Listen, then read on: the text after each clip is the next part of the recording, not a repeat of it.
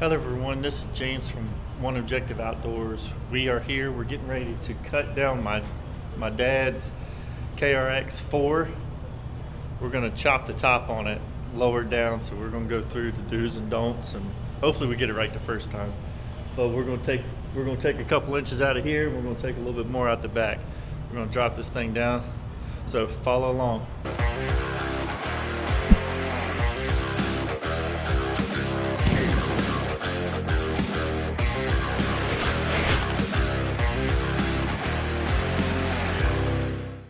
So my dad already had it all stripped down. So we're gonna end up taking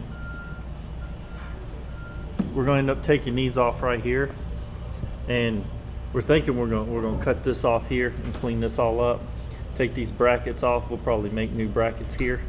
He's already ordered the new pieces, the inserts that go into the pipe here, so we don't have to worry about trying to clean this all up or anything. But you could reuse these pieces, but I think you paid $100 for them. You probably saved that much or more in time and effort trying to get them off. But that's what we're planning on doing, is probably trying to drop it down to like right in here somewhere, and then we're going to take this off, and we're going to take the other right off of this right here and put the new inserts in.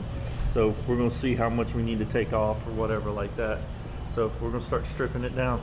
So we've taking the top portion of the cage off, putting those pieces on here now. We have already cut the bottom of this off.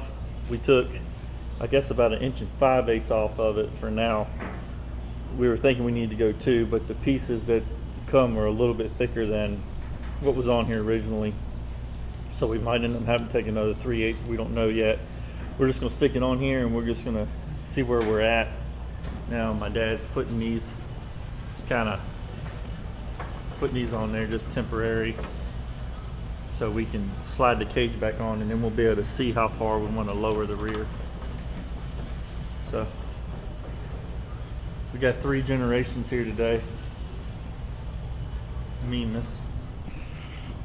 So we'll keep you informed.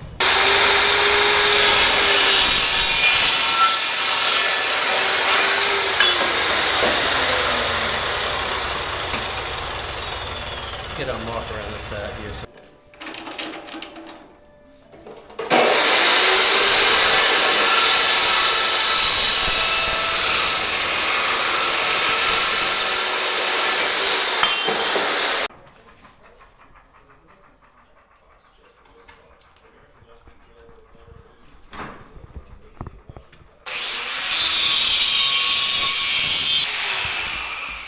All right, well, we got these supports off. We've got the one cut on this side, and it seemed to fit right. We weren't gonna document it until. So what we did is on this flange here, we went from the bottom of that is 8 inches. And then on this side here, we went, so we're taking a total of 4 1/4 inches off. So we went and pulled from actually the pipe right here. We're not pulling from the bottom here, we're actually pulling from the little piece of pipe here, 4 1/4, and then we're cutting that off, which gives us enough room to put a plate back on the bottom of it. So we're already compensating for that.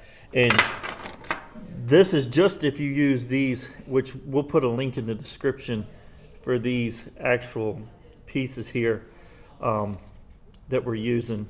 So that gives us the same amount. So it's going to end up being right in the middle of this pipe for cutting this one off, and the bottom of this one, because we're putting this in here like this, which adds the distance back to make it even. So with that being said, we're going to go ahead and cut this one off. Just so you know, this piece up here on the last one was on a ton of tension. As soon as we cut it through, it actually pinched the blade in there. So I don't know if yours is going to have tension on it or not, just something to be aware of. Well, we got this all cut down. We got these all straightened out, ready to go. We're putting our brackets, made some brackets here that we're going to use to help gusset those pieces right there. So we're putting them, get them all cut. We got the center post cut down. On the center post, you're going to cut it down from the top of here to where my line is at, is 7 1/8, 7 1/8, and that should get you somewhere close to that on your center support. So we're gonna keep rolling. So we got this side all tacked in. We noticed that we left them a little bit loose so we could spin this side here, because when you tighten it all the way down up here, it spins this out a little bit. So we tacked it all in the way it is, like here, and just left this a little loose. And then, so we're gonna take this off, we're gonna finish welding this all up nice and tight, and we're gonna get both of them back in. All right, everyone, we got this all back together.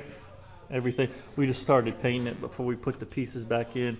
So now we've got this all welded up around the front. We haven't changed anything different besides just bolting it all in. You've seen the spot back here. We got this all bolted up. We're working on the back bars now.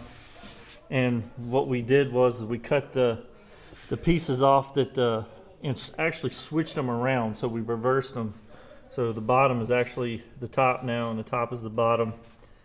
And turn it around. We ended up cutting them to right at 36 inches. That way, we thought it looked pretty good this way. So angle wasn't too bad. We figured with the roof and everything, it's gonna line up pretty well. And we just got this one cut, and we're getting ready to tack this one up and weld this up. And then tomorrow we'll probably put our places on here for our whips and all that stuff. But that's it for right now. All right, everyone, well, we got it all finished up. We got it here at my dad's shop right now. We did a couple other little piddly things to it. He mounted his whips on here. Got them all used. He used the factory bracket on this. I got them all welded up. Used the factory roof, is all back on in place, just like it was before. We did notch it here. He's got the Super ATV windshield, and it was going to move it down. We could have cut it right here and moved it to 1 5/8 and took it off the windshield here and kept this piece the same. But we decided to go ahead and cut this off at 1 5/8, which moved it up to get it out of your way in your windshield. So it's all up out of the way. But that led to us having to trim the roof just right here a little bit on both sides, just so it would flip up. And we might have to trim a little bit of this off just to get these brackets to come up for the little shocks to work. But we got everything back together, seats in, everything like that. Everything looks pretty factory. This is a look at the finished product. Kind of looks like the way it should have came. First purchased it, just a little bit lower. Like I said earlier, we took these rails and flipped them around. Just turn them around, cut the brackets off, and use the same pipe. I actually had to use the same fittings on these. So he cut these out here, and we just reused those because we didn't have enough that came with the kit. Overall, it's probably like $150 that we have in it. That's with the clips for these pieces right here, that kit that he bought on Amazon, and just a couple pieces of metal. I think this is like, is that 2x3? 3/16. 2x3 by 3/16. 2x3 by 3/16 angle right there. Use that.